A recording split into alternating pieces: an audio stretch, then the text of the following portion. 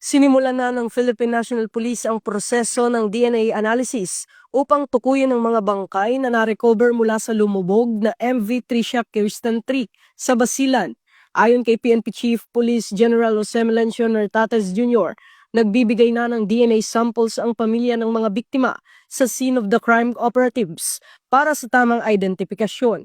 Nakikipag-ugnayan ang PNP sa Philippine Coast Guard at iba pang ahensya upang masiguro ang maayos na koleksyon, paghawak at pagsusuri ng DNA.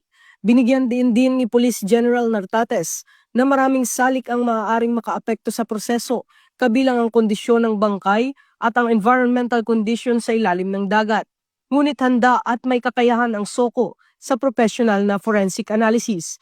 Hanggang Martes ng gabi nakarecover ang Philippine Coast Guard ng 43 bangkay habang nananatiling 316 ang nakaligtas. Ang MV Tricia Kirsten 3 ay umalis mula Zamboanga City papuntang Huloslu noong Enero 25 ng gabi, ngunit lumubog sa tubig ng Basilan noong Enero 26 ng umaga. Kasunod ng insidente, ipinagrounded ng Department of Transportation ang buong fleet ng Allison Shipping Lines habang isinasagawa ang maritime safety audit.